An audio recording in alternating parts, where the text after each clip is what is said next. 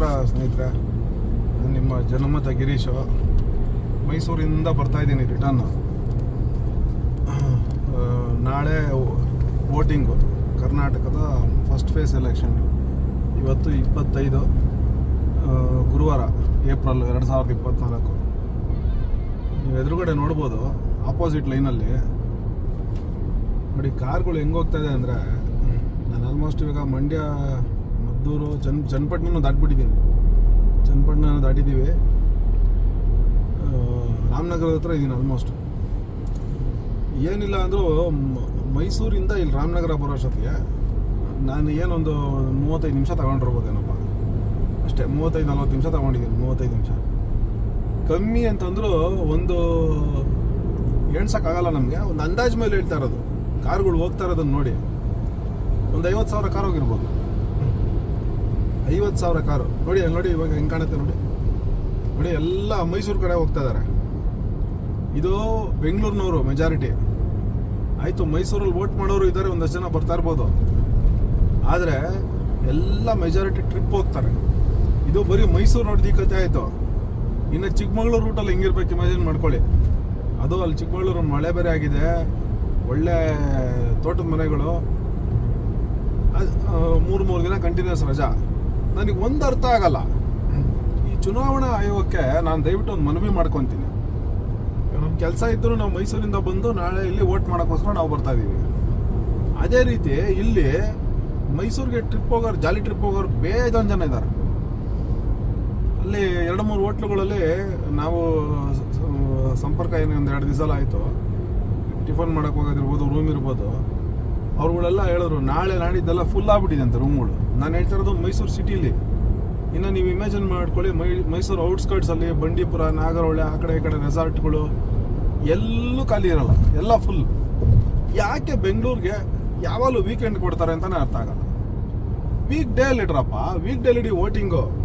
ಯಾವಾಗಲೂ ಬೆಂಗಳೂರದು ಪ್ರತಿ ಎಲೆಕ್ಷನ್ನಲ್ಲೂ 1%, 2% ಡ್ರಾಪ್ ಆಗ್ತಾ ಹೋಗುತ್ತೆ ವೋಟಿಂಗ್. 45%, 50%, 50% ಹೆಚ್ಚಾದ್ರೆ ದೊಡ್ಡ ಸುದ್ದಿ.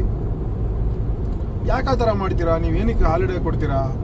ಫ್ರೈಡೇ ವೋಟಿಂಗ್ ಇಡ್ತಾ ಇದ್ದೀರಾ. ಹೋಗಿ ಫ್ರೈಡೇ ರಜಾ ಹಾಕೊಂಡ್ರೆ ಸ್ಯಾಟರ್ಡೇ ಸಂಡೇ ರಜಾ, 3 ದಿನ ರಜಾ ಸಿಗ್ತಾವೆ. ಅವ್ನು ಹೋಗಿ ವೋಟ್ ಹಾಕ್ತಾನ? ನೀವು ಅರ್ಥ ಮಾಡ್ಕೊಳ್ಳಿ.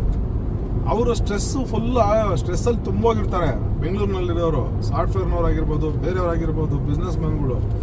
ರಜಾ ಸಿಕ್ಕರೆ ಸಾಕಪ್ಪ ಅಂತ ನಾಳೆ ಗೌರ್ಮೆಂಟ್ ಹಾಲಿಡೇ ಕೊಟ್ಬಿಟ್ಟು ನಾಡಿದ್ದು ಆಚೆ ನಾಡಿದ್ದು ಶನಿವಾರ ಭಾನುವಾರ ಕೊಟ್ಟಿದ್ದೀರಾ. ಎಲ್ಲ ಜೂಟ್ ಆಗ್ಬಿಡ್ತಾರೆ ಊರುಗಳಿಗೆ, ಟ್ರಿಪ್ಗಳಿಗೆ. ಇದು ಬರೀ ಮೈಸೂರು ರೋಡ್ ಕತೆ. ಇನ್ನು ನಿಮಗೆ ಎಲ್ಲ ಹೇಳೋದಲ್ಲ, ಸುಮಾರು ಊರುಗಳಿದೆ ಬೆಂಗಳೂರು ಸುತ್ತಮುತ್ತಲು. ಎಲ್ಲ ರೋಡ್ಗಳು ಹಿಂಗೆ ಫುಲ್ ಆಗಿರುತ್ತೆ. ಎಲ್ಲ ಬೆಂಗಳೂರು ಬಿಟ್ಟು ಎಸ್ಕೇಪ್ ಆಗ್ತಾ ಇರ್ತಾರೆ. ಯಾಕೆ ಆ ಥರ ಮಾಡ್ತೀರಾ?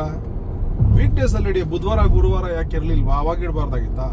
ಅವಾಗ ವೋಟ್ ಮಾಡಲೇಬೇಕಾದ ಪರಿಸ್ಥಿತಿ ಬರುತ್ತೆ.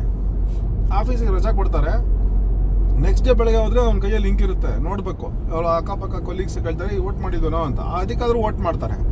ಈ ಥರ ಶುಕ್ರವಾರ ಶನಿವಾರ ಭಾನುವಾರ ಇಟ್ಟರೆ ಒಬ್ಬೊಬ್ಬರು ಒಂದು ಕತೆ ಹೇಳ್ಕೊಂಡು ಎಲ್ಲ ಜೂಟ್ ಹಾಕ್ತಾರೆ. ವೋಟಿಂಗ್ ಪರ್ಸೆಂಟೇಜ್ ನಡೆಯಲ್ಲ, ವೋಟಿಂಗೇ ಆಗಲ್ಲ. ದಯವಿಟ್ಟು ಮೋದಿಯವರು ಇನ್ನೂ ದೊಡ್ಡದು ಅಪೇಕ್ಷೆ ಪಡಿ ಈ ಸಲ ಅಂತ ಹೇಳಿದಾರಲ್ಲ, ಮೋದಿಯವರು ಗೆದ್ದು ಬಂದರೆ, ಅವ್ರಿಗೆಲ್ಲದೇ ಜಾಸ್ತಿ ಚಾನ್ಸಸ್ ಇದೆ. ಗೆದ್ದು ಬಂದರೆ ದಯವಿಟ್ಟು ವೋಟಿಂಗ್ ಕಡ್ಡಾಯ ಮಾಡಬೇಕು. ಪ್ರತಿಯೊಬ್ಬರು ವೋಟ್ ಹಾಕ್ಲೇಬೇಕು, ವೋಟಿಂಗ್ ಕಡ್ಡಾಯ ಆಗಲೇಬೇಕು. ಈ ಕಾನೂನು ಜಾರಿಗೆ ತರದಿರಿದ್ರೆ ಈ ಥರ ನೋಡಿ ಎಲ್ಲರೂ ಊರು ಬಿಟ್ಟು ಆಚೆ ಹೋಗ್ತಾ ಇರ್ತಾರೆ. ನಮ್ಮ ಕಾರ್ಗಳು ಎಣ್ಸೋಕ್ಕಾಗಲಿಲ್ಲ, ನಮಗೆ ಅಷ್ಟು ಕಾರು ಹೋಗಿದೆ ಆಚೆ. ಅಷ್ಟು ಕಾರುಗಳು ಯಾರು ಎಣ್ಸೋಕ್ಕಾಗಲ್ಲ ಓಡಿಸ್ಬೇಕಾರೆ. ಒಂದು ಅಪ್ರಾಕ್ಸಿಮೇಟಲ್ಲಿ ಲೆಕ್ಕ ಹಾಕಿದ್ರು ಸುಮಾರು ಜನ ಆಚೆ ಹೊಟ್ಟೋದು. 50,000 ಕಾರು ಅಂತಂದರೆ 1,00,000 ಜನ ವೋಟ್ ಮಿಸ್ ಆಯಿತು. ಅದರಲ್ಲಿ ಹೋಗಲಿ, ಮೈಸೂರಿನಲ್ಲಿರೋರು ಒಂದು 20,000 ಜನ, 30,000 ಜನ ಇದ್ರು. ನಮ್ಮವರೇ ಒಂದು 60-70,000 ಜನ ಆಚೆ ಹೋದರು. ನಮಗೆ ಏನು ಬರೀ 40 ಮಿನಿಟ್ಸ್ ಜರ್ನಿ ಇಲ್ಲ. ಸೊ ಅಷ್ಟು ವೋಟ್ ಹೊರಟಾಯ್ತು ಬೆಂಗಳೂರಿನಲ್ಲಿ. ಸೊ ದಯವಿಟ್ಟು ನೆಕ್ಸ್ಟ್ ಟೈಮಿಂದ ಆ ಥರ ಮಾಡಬೇಡಿ. ಸಿಟಿಗೆ, ಅದರಲ್ಲೂ ಬೆಂಗಳೂರು ಅಂತ ಸಿಟಿ ವರ್ಲ್ಡ್ ವೈಡ್ ಎಲ್ಲರೂ ನೋಡೋವಂಥದ್ದು. ಇಂಡಿಯಾ ಕಡೆ ತಿರುಗಿದ್ರೆ ಮುಂಬೈ ಬಿಟ್ಟರೆ ನೆಕ್ಸ್ಟ್ ಬೆಂಗಳೂರನ್ನೇ ನೋಡೋದು. ಏನು ವರ್ಲ್ಡಲ್ಲಿ ಇರೋರೆಲ್ಲ ಇಂಡಿಯಾ ಅಂದರೆ ಮುಂಬೈ ಬಿಟ್ಟರೆ ನೆಕ್ಸ್ಟ್ ಬೆಂಗಳೂರನ್ನೇ. ಒಂದು ಮಾಡೆಲ್ ಸಿಟಿ ಆಗಿದೆ. ಅಲ್ಲಿ ಆದಷ್ಟು ವೋಟಿಂಗ್ ಪರ್ಸೆಂಟೇಜ್ ಜಾಸ್ತಿ ಇರೋ ಥರ ನೋಡ್ಕೊಳ್ಬೇಕು.